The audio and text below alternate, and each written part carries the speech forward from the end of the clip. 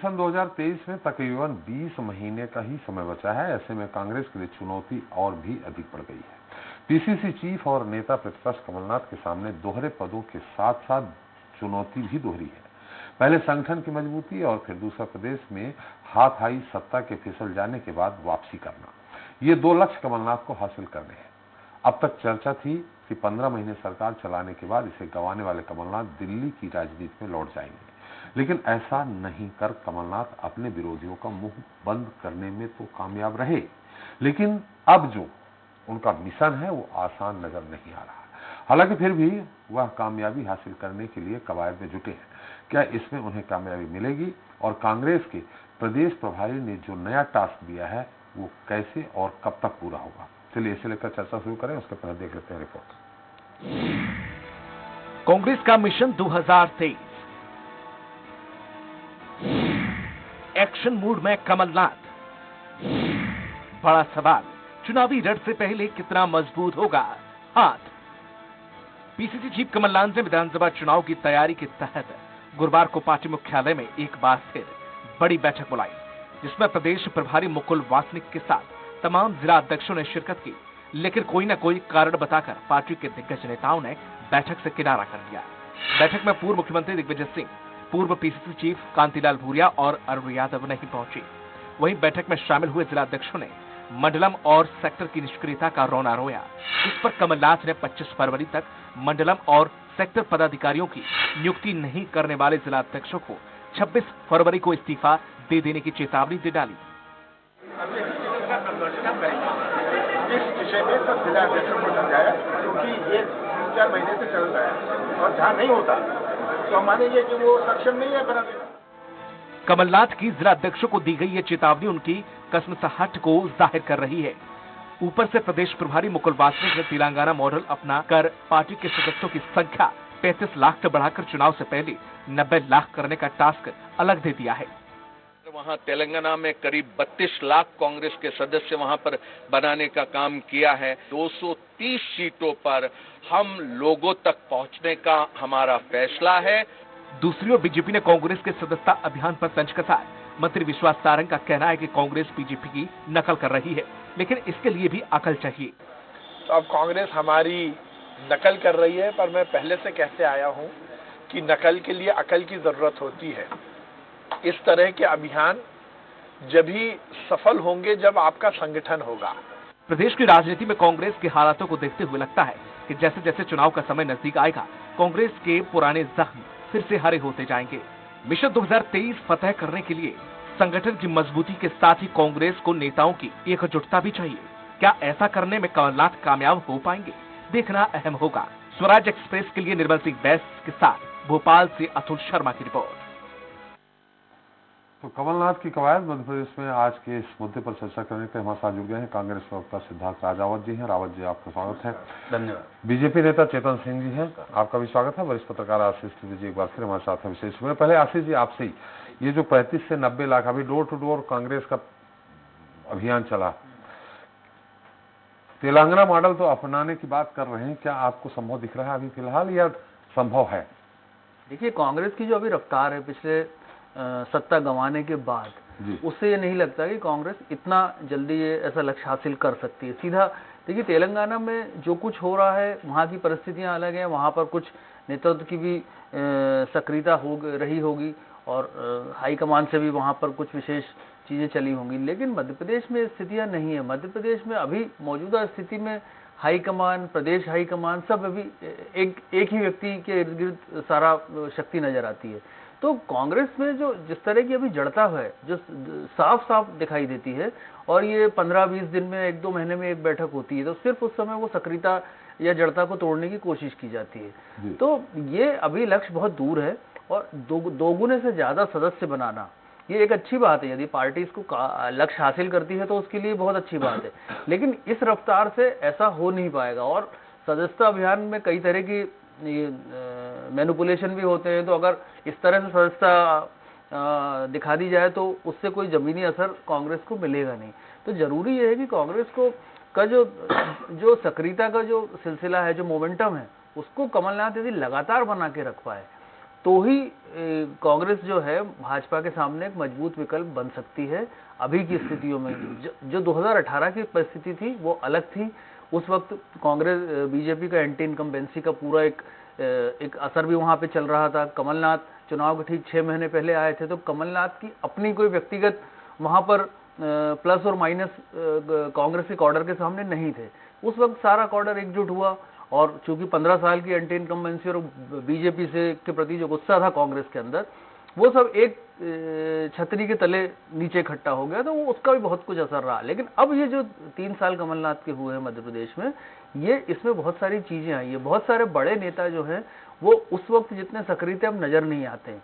तो या तो वो साइडलाइन हो गए हैं खुद, या उन्हें साइडलाइन कर दिया गया है, या जो भी परिस्थितियां बनी है। तो इन सबको पर जब तक काबू नहीं हो पाएगा, और जब तक पूरा एक अम्ब्रेला एक पूरा बुके नहीं बन पाएगा कांग्रेस के सारे नेताओं का, तो ये बहुत मुश्किल होगा कांग्रेस के लिए। राजावत जी, 35 से 90 लाख ही बहुत कठिन टारगेट। अभी हम लोगों ने जो आपका अभियान चल रहा था डोर टू डोर देखा, हालांकि किया आप लोगों ने, लेकिन कोई बहुत सफल नहीं रहा। और रहा सवाल ये कि दोहरी जिम्मेवारी नेता प्रतिपक्ष और कांग्रेस है, कैसे निभाएंगे कमलनाथ जी, और कैसे पूरा होगा आपका? उन्होंने कहा भी है कि जहां नहीं पूरा होगा तो हमारे लोग अक्षम है। देखिए त्रिपाठी जी, और इसमें सबसे बड़ी बात कि आज ही की मीटिंग में दिग्विजय सिंह जी भी नहीं थे, अरुण यादव भी नहीं थे, और कई बड़े नेता नहीं थे। देखिए त्रिपाठी जी, माननीय कमलनाथ जी 9 बार के सांसद हैं और 5 बार के केंद्रीय मंत्री रहे, और वो राष्ट्रीय नेता नहीं, वो अंतर्राष्ट्रीय लेवल के नेता हैं। आप देखिए, जब जब कांग्रेस के ऊपर मुसीबत आई है, इंदिरा जी का समय हो, चाहे संजय गांधी जी का समय हो, चाहे राजीव जी का समय हो, उसके बाद सोनिया जी का समय हो, कंधे से कंधा लगा के कांग्रेस को मजबूत करने में खड़े रहे हैं। और उनको बखूबी मालूम है कि कांग्रेस की क्या क्या कमियां हैं, कांग्रेस के अंदर कहाँ कहाँ गुटबाजी है। उस गुटबाजी के तहत ही आपने देखा था पहले, जब हमारे पूर्व हमारे जो साथी थे ज्योतिरादित्य सिंधिया जी, जब उन्होंने बाल हट की, तो उन्होंने बोला ठीक है आप करो, मैं संगठन के संग और कांग्रेस के संग कोई भी ना तो ब्लैकमेलिंग सहन करूंगा। उन्होंने कहा मैं रोडों पे जाऊंगा, उन्हें आप जाइए रोडों पे। और आज आप देख रहे हैं कि देखिए, कांग्रेस और माननीय कमलनाथ जी को सरकार का बिल्कुल भी लालच नहीं था। हम संगठन के साथ हैं, कार्यकर्ता पूरा कमलनाथ जी के साथ है। और मतलब आप ये देखिएगा, जिस प्रकार से एक छतरी होती है, माननीय कमलनाथ जी मध्य प्रदेश में छतरी की तरह पूरे हमारे जो पूरे जिले हैं 52 जिले, उनके जो कार्यकर्ता हैं उनको ऊपर वो छतरी की तरह खड़े हुए हैं। और हम लोगों का आप देखिए, पिछले 1.5 वर्ष के अंदर 7,000 कार्यकर्ताओं पे FIR की गई, दमनकारी नीति अपनाते हुए। उसमें माननीय कमलनाथ जी कंधे से कंधा मिला के हर कार्यकर्ता के घर गए, हर कार्यकर्ता को फोन लगाया और उस प्रकार से मजबूती प्रदान की। और आप आने वाले समय में देखिएगा किस प्रकार से 23 के चुनाव में दिग्विजय सिंह और अरुण यादव नहीं थे आज। नहीं, अवश्य आज अरुण यादव जी घर चलो घर घर चलो के अभियान में थे। और केंद्रीय नेतृत्व ने जो जिम्मेदारी माननीय दिग्विजय सिंह जी को दी है, वो अपना बखूबी उसका निर्वाह कर रहे हैं। और जो माननीय हमारे यादव जी हैं, उन्होंने हाईकमान से उनकी जो शिकायत जो भी उनका जो था, वहां पे उनने जाके अपना पक्ष रखा, तो उनको उनका दायित्व दिया गया है। आज की डेट में कांग्रेस छोड़िए, आप कांग्रेस के अगर आप उलट जाते हैं तो वेटिंग इन CM हमारे जो कांग्रेस में थे, आज सिंधिया जी जो गए हैं, और waiting in CM Narottam Mishra ji, waiting in CM Sharma ji प्रदेश अध्यक्ष, वेटिंग इन CM इंदौर के बहुत बड़े आप विजयवर्गीय जी, इनमें आपस में घमासान चल रहा है। और सिंधिया जी के संग एक और आगे वेटिंग इन CM, वो आप देखिए अनूप मिश्रा जी। तो आप आज की डेट में जो घमासान है, जो गुटबाजी है, वो भारतीय जनता पार्टी में 5-5-6 वेटिंग इन CM है, आपके यहाँ एक भी नहीं है? हमारे बिल्कुल नहीं, कतई नहीं है। आज हमारे जो आस्था है माननीय कमलनाथ जी के साथ में, पूरे कार्यकर्ताओं की, पूरे नेताओं की एकजुट होके। और रही बात, आज कई चैनल चला रहे हैं कि राहुल सिंह जी नहीं आए। राहुल सिंह जी मंच पे आसीन थे, वहां पे बैठे हुए थे, और बाकायदा सारे लोग आए। बाकायदा माननीय दिग्विजय सिंह जी की कमलनाथ जी से बात हुई है। बीजेपी का कहना है कि आप नकल कर रहे हैं, बीजेपी का जो सदस्यता अभियान था उसकी नकल कर रहे हैं आप। देखिए त्रिपाठी जी, आप भी जानते हैं, आप पत्रकारिता जगत के बहुत बड़ा नाम है, और आप जानते हैं कि भारतीय जनता पार्टी कहां से बनी है, कैसे बनी है, किस समय सेवा दल से टूट के कब इनका संघ बना, कब जनसंघ बना, कैसे कैसे क्या क्या चीजें हुई हैं, मोड ऑफ वर्क क्या था, किस प्रकार से कौन हमारे सेवा दल से टूट कर गया। और जिस समय पे स्वतंत्रता संग्राम सेनानी जब अपना साहित्य लेके और घर घर डोर टू डोर जाते थे, तो थैला लटका के और वो धीरे धीरे सर्व करके अपना प्रचार करते थे आंदोलन की लड़ाई के लिए। उसी मॉड्यूलर को आज अपनाते हुए संघ उस पर चल रहा है जो कांग्रेस का था। और कांग्रेस को अगर जो हमारे स्वतंत्रता संग्राम सेनानी थे और कांग्रेस को जो आजादी दिलाई है, देश को आजादी दिलाई है, वो कांग्रेस ने दिलाई है। आप बताइए, भारतीय जनता पार्टी का आज तक एक स्वतंत्र संग्राम सेनानी का नाम बता दें जिसका इस देश वो अलग मुद्दा है राजावत जी। सवाल मैं वही बता रहा हूं। तो आप ये डोर टू डोर करके बट वृक्ष बन गए, आप नीचे रह गए। देखिए त्रिपाठी जी, अगर मिस कॉल करके विश्व की सबसे बड़ी पार्टी बनना होता तो कांग्रेस जाने कब की बन जाती। हमारे पास यूपीए की गवर्नमेंट 10 साल रही और उस समय पे आईटी सेल भी हमारे हाथ में था। अगर भ्रम फैलाना होता, झूठ फैलाना होता, उस झूठ और भ्रम के आधार पर अगर हमने सत्ता के हम लालची होते तो आज हम पुनः सत्ता में होते। पर कांग्रेस पार्टी सिर्फ जनता के हित की बात करती है, देश हित की बात करती है। इसलिए हमने उस फर्जी मिस कॉल को अपनाते हुए आज जो हम लेके आए वो ऑथेंटिसिटी से हम आपको बोल सकते हैं, आपके बीच में बोल सकते हैं। आप जब चाहें उस सदस्य की आप सदस्यता पे कोई प्रश्न चिन्ह नहीं उठा सकते। मतलब बीजेपी फर्जी बना रही है आप उस समय पे जो वर्ल्ड की सबसे बड़ी मिस कॉल पार्टी बनी थी, उस समय के सारे आप फोन उठा के देख लीजिए जो आज बंद पाए जाएंगे। लगभग आधे से ज्यादा वो नंबर बंद पड़े हुए हैं। चेतन जी से पूछ लेते हैं। चेतन जी, मिस कॉल से आपकी सदस्य संख्या कितनी है अभी मध्य प्रदेश में? मध्य प्रदेश में भारतीय जनता पार्टी की सदस्यता जो जिस मिस कॉल के दौर की बात कर रहे हैं उस दौर की चली आ रही है। अभी वर्तमान में हमारे यहाँ भारतीय जनता पार्टी की सदस्यता का अभियान प्रारंभ नहीं हुआ। नहीं, तो पहले का कितना था? पहले जो मिस कॉल का था उसके बाद में जो हमने वेरीफाई किया था तो 80% लोगों के 20% निश्चित रूप से अगर आपको मालूम संख्या, उसका मेरे को उस समय का अनुमान नहीं है इतना, वो काफी पुराना मामला होगा। 1-8 करोड़ के ही आसपास था। एक करोड़ 90 लाख हम भी पहुंच रहे हैं। हाँ, नहीं ठीक है, आप करिए, उसमें कोई दिक्कत नहीं। और हम तो कहते हैं त्रिपाठी जी कि जो भी विपक्ष हो मजबूत विपक्ष होना चाहिए, संगठन मजबूत बनाइए। लेकिन मैं तो राजावत जी से कहना चाहता हूं कि आप प्रदेश में झांकने के बजाय अपने मध्य प्रदेश की राजधानी में झांक करके देख लो कि किस पोलिंग बूथ पर कौन सा कार्यकर्ता आपके पास है भी या नहीं है। अभी कई, मैं उन कांग्रेस नेताओं का नाम नहीं कह सकता कि अभी कई नेताओं ने कांग्रेस के मंडलम की सूची सौंपी, उनको फोन लगाया तो उन्होंने बोला भैया मैं कांग्रेस का थोड़ी ना, मैं तो भारतीय जनता पार्टी का सक्रिय कार्यकर्ता हूं। तो अगर इस तरह के कार्यकर्ताओं को सूची में सम्मिलित करके अगर कांग्रेस कोई नए सपने बनाना चाहती है तो उसके लिए हम कुछ नहीं कर सकते। आज की जो बैठक थी वो बैठक बहुत महत्वपूर्ण थी। तो कई मायनों से उस बैठक ने स्वतः ही इस बात के मैसेज दिए हैं कि कांग्रेस में जो अंदर खाने चल रहे हैं वो सारी परिस्थितियां ठीक नहीं है, हालात ठीक नहीं है, स्थिति कंट्रोल नहीं, आउट ऑफ कंट्रोल है। कमलनाथ जी के साथ में कमलनाथ जी इस पार्टी को खड़ा करने की कोशिश कर रहे हैं तो कमलनाथ जी को पर्दे के पीछे से कितने लोग डैमेज कर रहे हैं ये हम सबके सामने दिख रहा है। आप बूथ पर जाने की बात कर रहे हो, आपके पास वार्ड में लोग नहीं है। मैं शायद राजावत जी 90 लाख बना रहे हैं। नहीं करिए, मैं तो कह रहा हूं ना, करिए, शुभकामना है। अच्छे लोकतंत्र के लिए मजबूत विपक्ष पहली कड़ी है। हम तो कहते हैं आप ताकत के साथ करिए, लेकिन इच्छा शक्ति तो लाओ पहले। अभी मेरे मित्र कह रहे हैं हम सत्ता के भूखे नहीं हैं, हम सत्ता के लिए ये नहीं है। अगर सत्ता के भूखे नहीं हो तो देश के हित में कम से कम बोलना तो सीख जाओ, मध्य प्रदेश के हित में बोलना तो सीख जाओ। भारतीय जनता पार्टी, हम चाहे सरकार में हो चाहे बाहर हो, हम संगठन की मूल लाइन से कभी दाएं बाएं होकर भी काम नहीं करते। अभी बात हमारे यहाँ कह रहे हैं कि हमारे यहाँ 5-5 वेटिंग लोग में चल रहे हैं। आप मुझे एक ऐसी बैठक बता दीजिए कि भारतीय जनता पार्टी के प्रदेश अध्यक्ष आदरणीय बीडी शर्मा जी ने बैठक का कॉल किया हो और अपेक्षित नेता बिना किसी बड़ी वजह के उस बैठक में नहीं हो।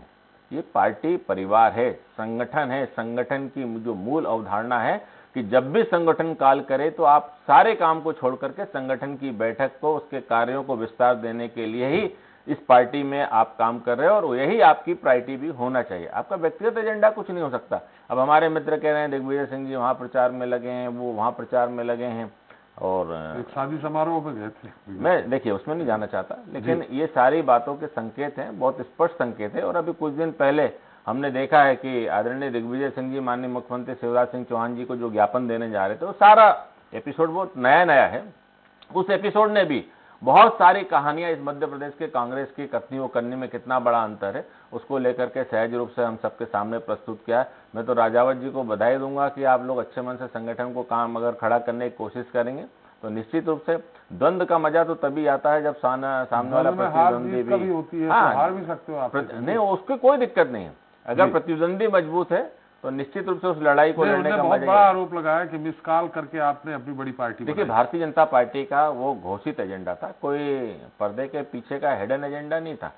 मिस कॉल के माध्यम से एक समय तो लोग कहते थे मिस कॉल की पार्टी, आज देखिए परिस्थितियां इस प्रकार की है कि सारी पार्टी की गतिविधियां लगभग आईटी सेल के माध्यम से जनता तक पहुंच रही हैं। तो कई बार उन परिस्थितियों का आकलन करके मैं ये कहूँगा कि माननीय भारतीय जनता पार्टी के जो उस समय के हमारे राष्ट्रीय अध्यक्ष माननीय अमित शाह जी थे, वे दूरदर्शी थे। उन्होंने दूर तक के भविष्य को भारतीय जनता पार्टी के साथ खड़ा करने के लिए, युवाओं को पार्टी के साथ खड़ा करने के लिए, जोड़ने के लिए काम किया और इसीलिए मिस कॉल के माध्यम से लोगों को सदस्य बनाया। उसके बाद वेरिफिकेशन किया ना, और उसके बाद भी समर्पण राशि के लिए देखिए हम एक एक लोगों को चिन्हित करके उनको सूचीबद्ध करके उनके घर जा रहे हैं।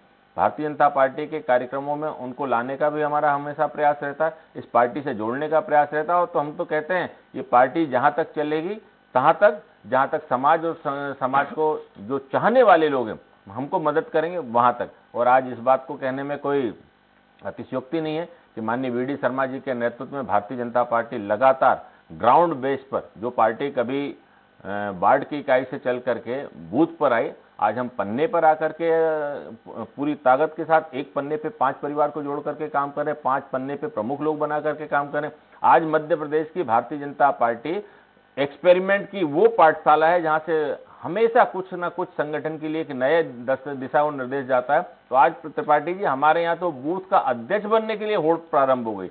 कभी हम वार्ड के अध्यक्ष की बात करते थे, सरकार है नहीं, सरकार का देखिए संगठन से कोई लेना देना नहीं। मैं फिर से कहूंगा, अगर आप कहते हो कि सरकार है तो सरकार में होने के बाद आप भारतीय जनता पार्टी के संगठन के कार्यकर्ताओं से पूछिए, एक दिन भी ऐसा नहीं जाता है कि उनके पास संगठन का कोई काम नहीं हो। अगर हम संगठन के बात को अगर सरकार की बात करें तो सरकार में तो फिर मद होता है, मद का क्या हश्र होता है ये हम सब देख ही रहे हैं, जिस पर हम चर्चा कर रहे हैं। तो भारतीय जनता पार्टी का जो मूल कार्यकर्ता है वही हमारी ताकत है, वही पार्टी का कार्यकर्ता इस भारतीय जनता पार्टी की रीढ़ की हड्डी है, चाहे वो प्रदेश का मामला हो, चाहे देश का मामला हो, चाहे अनुकूल परिस्थितियां हो, चाहे विपरीत। नकल कर रहे हैं, विश्वास जी कह रहे हैं कि हमारी नकल कर रहे हैं, नकल के लिए देखिए शब्दों का हेरफेर है। मंडलम शब्द कहां से आया? नहीं, नकल के लिए अकल चाहिए, फिर क्यों कहें? नहीं, ये जो टारगेट जो दिया है जी इनके मुकुल वासनिक जी ने, ये टारगेट भारतीय जनता पार्टी ने ही चालू किया। भारतीय जनता पार्टी के संगठन से ही चल करके आया कि हमको पहले 8 करोड़ सदस्य बनाना, हमको 12 जाना है, फिर 16 जाना है, इस तरह से हमने लिया। और भारतीय जनता पार्टी ने, आपने देखा होगा, चाहे लोकसभा का चुनाव हमने कहा अब की बार 300 पार, मध्य प्रदेश में भी हमारा नारा था अब की बार 200 पार। ये टास्क दिया जाता है संगठन के, संगठन उसको लेकर के कार्यकर्ताओं में जोश भरता है, कार्यकर्ता उसको लेकर के ग्राउंड बेस पर काम करता है। कितनी सफलता मिलती है, कितनी असफलता मिलती है, ये जनता का दिया हुआ जनादेश है। लेकिन भारतीय जनता पार्टी का कार्यकर्ता अपने प्राणों को लगाकर भी उस टास्क को पूरा करने की पूरी ईमानदारी के साथ कोशिश करता है। यही हो नहीं पाया। आपने छत्तीसगढ़ में 65 पार किया, मैंने कहा ना कितना होता है, ये तो पार किया उल्टा पार्टी जी कार्यकर्ता को टास्क दिया जाता है, उस टास्क पर जनता का कितना आशीर्वाद है वो तो जनता तय करेगी ना। डेमोक्रेसी की, लोकतंत्र की भगवान तो जनता है। जनता ने हो सकता है हमारी कुछ बातों को स्वीकार नहीं किया, हम पुनः उनको समझाने जाएंगे और हमने उनको समझाने का प्रयास भी किया। मध्य प्रदेश में इसका हमने देखा, बाई इलेक्शन में जहां जहां हमारे थे पूरी ताकत के साथ भारतीय जनता पार्टी चुनाव जीत करके आई और प्रचंड मतों के साथ भारतीय जनता पार्टी के प्रत्याशी चुनाव जीत करके आए। तो ये समय की परिस्थितियां हैं। कुछ लोगों को उस समय लगा हुआ कि हमारा काम ठीक नहीं, लेकिन उनको 15-16 महीने की सरकार में समझ में आ गया कि नहीं नहीं भैया, जो कुछ था वही कुछ था, ये तो हमसे भूल हो गई है। जी रावत साहब। देखिए चेतन जी, इस बात को तो आप कतई ना भूलें। आप बहुत बड़े चैनल के सामने बैठे हैं कि जनता की भूल से हुआ है। आपने 28 जयचंद को खरीद के, लोकतंत्र की हत्या करके 35-35 करोड़ रुपया दे के विधायक खरीद के सरकार बनाई है। ये आपकी चुनी हुई सरकार नहीं है। जब आप सर्वप्रथम आए थे तो आपने बोला स्वर्णिम मध्य प्रदेश बनाएंगे। जब द्वितीय बार आप चुनाव लड़ने उतरे मैदान में तो आपने कहा कि हम आत्मनिर्भर मध्य प्रदेश बनाएंगे। और जब तीसरी बार आए तो आपने क्या कहा कि हम विकसित मध्य प्रदेश बनाएंगे। आप तीनों बार विफल हो गए। तब जनता ने आपको है ना धूल चटा दी और आपको लाके अर्थ से फर्श पे लाके खड़ा किया। जब आपने देखा और हमारे मुख्यमंत्री जो सत्ता के लिए और कुर्सी के लिए इतने लालायित थे, उनकी है ना रात की नींदें उड़ गई थी और आपने देखा था डिप्रेशन में चले गए थे शिवराज सिंह जी। सुबह शाम फोन और ये आपके माध्यम से, आप लोगों के माध्यम से मीडिया लिख रही थी कि शिवराज सिंह जी ने आज आपा खोया, शिवराज सिंह जी ने आज ये करा। जिस समय माननीय कमलनाथ जी की सरकार थी, मीडिया डाल देते हैं जिस समय शुद्ध का युद्ध माफियाओं के खिलाफ चल रहा था, माननीय शिवराज सिंह जी की नींदें उड़ गई थी त्रिपाठी जी। और आप बात कर रहे हैं कि आपको जनता ने पुनः बैठा ला। अरे आपने तो लोकतंत्र का गला घोंट के आप बैठे हैं और आप इतने बड़े चैनल पे आप ऐसी बात कर रहे हैं। बाद में तो स्वीकार करना चाहिए ना, बाद में तो जनता ने बिठा दिया उपचुनाव जिता के। चलिए मैंने आपकी बात मानी, उपचुनाव लेके आप जनता ने बैठा ला, पर जनता ने नहीं बैठा ला। वो आपको सत्ता का सुख, आपको सत्ता का दुरुपयोग, प्रशासन, शासन, सारी चीजें देखी गई। मैं खुद अपने जिम्मेदारी से चैनल के माध्यम से कहता हूं, मैं आपके सामने, मैं मेहगांव का प्रभारी था। मेहगांव के प्रभारी में एसपी, सीएसपी, टीआई किसी ने एफआईआर नहीं लिखी और एक संग 10-10 बूथों पे बूथ कैप्चरिंग हो रही थी, गोलियां चल रही थी और रिटर्निंग ऑफिसर उस पर संज्ञान नहीं ले रहे थे और इलेक्शन कमीशन उस पर जो हम शिकायत कर रहे थे उसको सुन नहीं रहे थे। मैं बड़े जिम्मेदारी से, मेरे पे केस करना हो केस भी कर सकते हैं आप, मैं बड़े जिम्मेदारी से बोलता हूं कि पूरे 28 जो उपचुनाव हुए उसमें पूरा शासन का, प्रशासन का दुरुपयोग शिवराज सिंह जी ने किया है। तो फिर 9 कैसे हार गए? अगर सब जगह किया तो इमरती देवी हार गई। ये तो जनता का बहुमत था, जो हमको प्रचंड बहुमत मिला इसलिए जीत गए। जहां 8-8, 10-10 हजार से जो हम हारे हैं वो पूरा का पूरा इनका पूरा रचित खेल था पूरा भारतीय जनता पार्टी। 65,000, 45,000 से भी जीते हैं, वो तो ठीक है। नहीं, मैं आपकी बात चौधरी जीते हैं, पर मैं आपको विश्वास के साथ कहना चाहता हूं त्रिपाठी जी के पूरा का पूरा प्रशासन की उसमें मिली जुली भागीदारी थी। जी चेतन जी। त्रिपाठी जी, मैं बहुत ही ईमानदारी के साथ एक प्रश्न कर रहा हूं और चाहूंगा कि ईमानदारी के साथ मुझे उत्तर मिले। जी ठीक है, आप कह रहे हो कि चुनाव हमने खरीदा है, हमने लूटा है, हमने लोकतंत्र की हत्या की। क्या जनता के दिए हुए जनादेश का इस प्रकार से अपमान किया जाता है? हमने मध्य प्रदेश के 2018 के चुनाव में हार मिली, वोट ऑफ परसेंट आपसे हमारा ज्यादा है, आप उठा करके देख लीजिए। विधायकों की संख्या बल हमारा कम था और इसका नैतिकता ये थी हम विपक्ष में आकर के बैठे। लेकिन विपक्ष में आने के बाद जब सत्ता के मद में, आप सत्ता के मद में इतने डूब गए कि आप मध्य प्रदेश की जनता को भूल करके केवल मलाई चाटने में लग गए। हमने तो नहीं कहा ज्योतिरादित्य जी को कि आप कांग्रेस को ठुकरा करके आइए, आपने कौन सा व्यवहार किया ज्योतिरादित्य जी के साथ कि जो उनको इस प्रकार का स्टेप उठाना पड़ा। जो व्यक्ति, जो पार्टी, जो मुख्यमंत्री अपने विधायकों को, अपनी पार्टी के लीडर को नहीं चला सकता है, वो मध्य प्रदेश को क्या चलाएगा? और आप कह रहे हो कि ऐसा, मैं फिर से कहना चाहता हूं जवाबदारी के साथ कि मध्य प्रदेश की जनता ने 2018 विधानसभा में जो जनादेश कांग्रेस को दिया था उसको अपनी गलती का एहसास था और इसीलिए मध्य प्रदेश के जब लोकसभा के चुनाव आए तो लोकसभा में आपके प्रत्याशी 3-3, 4-4, 5-5, 6-6 लाख से चुनाव हारे हैं। क्या ये भी हमने क्या आपके अधिकारियों को मैनेज कर लिया? सरकार आपकी थी, मुख्यमंत्री आपके थे कमलनाथ जी, क्या उसके बाद भी मध्य प्रदेश की जनता के जनादेश का चीरहरण हुआ है? क्या आप क्या कहना चाहते हो? लोकतंत्र में जनता का जो भी जनादेश है, देखिए मैं उसमें नहीं आ रहा, मैं तो मध्य प्रदेश की जनता ने जो हमको मत दिया, मैं तो त्रिपाठी जी उसकी बात कर रहा हूं। वही जनता है जिसने 2018 में हमको विधानसभा में नंबर आपने उससे पीछे कर दिया, हम पीछे आकर के बैठ गए। भाई वही जनता ने मध्य प्रदेश में प्रचंड बहुमत दिया, 89 लाख से इस प्रदेश को भारतीय जनता पार्टी ने विजयश्री का वर्ण किया। 89 लाख, इतने बड़े मतों के साथ किसी भी प्रदेश का कोई रिजल्ट कहीं भी नहीं है जो पॉपुलेशन के आधार पर है। ये मध्य प्रदेश की जनता का लोकतंत्र की खुशबू है, इसको स्वीकार करिए, ईमानदारी के साथ स्वीकार करिए। और आप कह रहे हैं माननीय शिवराज सिंह जी डिप्रेशन में चले गए, तो माननीय शिवराज सिंह चौहान जी वो नाम है जो सदैव ही जनता के सेवक के रूप में, चाहे पक्ष में हो चाहे विपक्ष में, सत्ता का कोई अहंकार नहीं है, सत्ता का कोई मोह नहीं है, सत्ता का कोई मद नहीं है। तब भी वे जिस प्रकार से काम करते थे उसी प्रकार से आज भी कर रहे हैं। तब भी जनता के लीडर थे, आज भी जनता के लीडर हैं। पहले भी गरीब जनता की सेवा करते थे, आज भी गरीब जनता की सेवा कर रहे हैं। पहले भी स्वर्णिम मध्य प्रदेश का सपना था, आज भी स्वर्णिम मध्य प्रदेश का सपना है। तो बनेगा कब? ये तो बताइए, तो मध्य प्रदेश बनेगा कब साहब? 2,15,000 करोड़ के है कर्जे में है, स्वर्णिम बनेगा कब? 2 लाख। माननीय दिग्विजय सिंह जी की बात करते हैं, 3500 करोड़ रुपए छोड़ के गए थे, 3500, और आप 2,15,000, सॉरी 35,000 करोड़, आप 2,35,000 करोड़ पे लेकर आ गए। तो ये कब बनेगा स्वर्णिम मध्य प्रदेश? 7,832 नाबालिग बच्चियां गायब हो गई हैं, एनसीआरबी की रिपोर्ट है। अपराध में 4थे नंबर पे, कब बनेगा स्वर्णिम? आप कब 2 करोड़ नौकरियां देंगे? समय हो रहा, समय विषय से भाग गए हैं। चलते चलते आशीष जी आपकी संक्षिप्त टिप्पणी। देखिए, अब जैसे ये जो पूरा तर्क वितर्क है, इसमें जो मूल बात है कि कांग्रेस अपना संगठन कैसे मजबूत करेगी। भाजपा का दावा है कि उसका संगठन बहुत मजबूत है। देखिए, 2 बातें हैं। भाजपा यदि आज सत्ता में है तो ये इसमें कोई मतलब कि भाजपा सत्ता में पूरे जनादेश से नहीं है। भाजपा 2018 का चुनाव हारी है, बैकडोर एंट्री भाजपा की सरकार में हुई है। ये कमलनाथ और उनकी पूरी नाकामी का नतीजा है। उनका प्रबंधन जो नहीं जमा पाए, वो अब जैसे अभी बात आई थी कि वो उन्होंने कई बार कांग्रेस को राष्ट्रीय राजनीति में उबारा है संकट से, वो अपनी सरकार को संकट में जाने से नहीं बचा पाए। तो ये चीजें ये चीजें बहुत किसी भी नेता का मूल्यांकन करती हैं। और वो जो 15 महीने का दौर था वो बहुत स्मूथ दौर नहीं था उस सरकार का, ये कांग्रेस के अंदर खाने भी बात करते हैं। तो समस्या ये है कि कांग्रेस के नेता जी, क्योंकि कांग्रेस क्षेत्रवाद या जागीरदारी जैसी प्रथा होती है, क्षेत्र के जो प्रभारी होते हैं या सूबेदार होते हैं उस तरह से चलती है।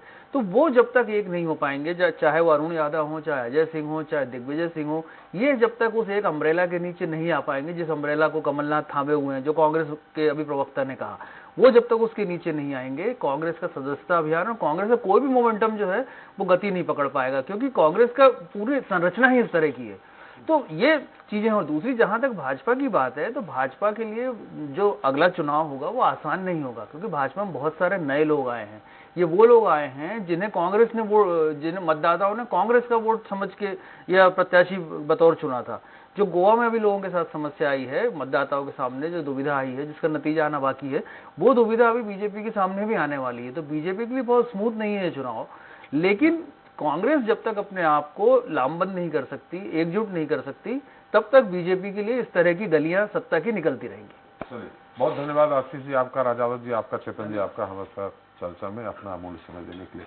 तो मध्य प्रदेश में कांग्रेस अभी जिस कवायद में जुटी है उसमें कामयाबी हासिल करना आसान नहीं है और इसकी कई वजहें भी हैं। मसलन सत्ता में वापस आने के बाद बीजेपी संगठनात्मक रूप से पहले से कहीं अधिक मजबूत हुई है।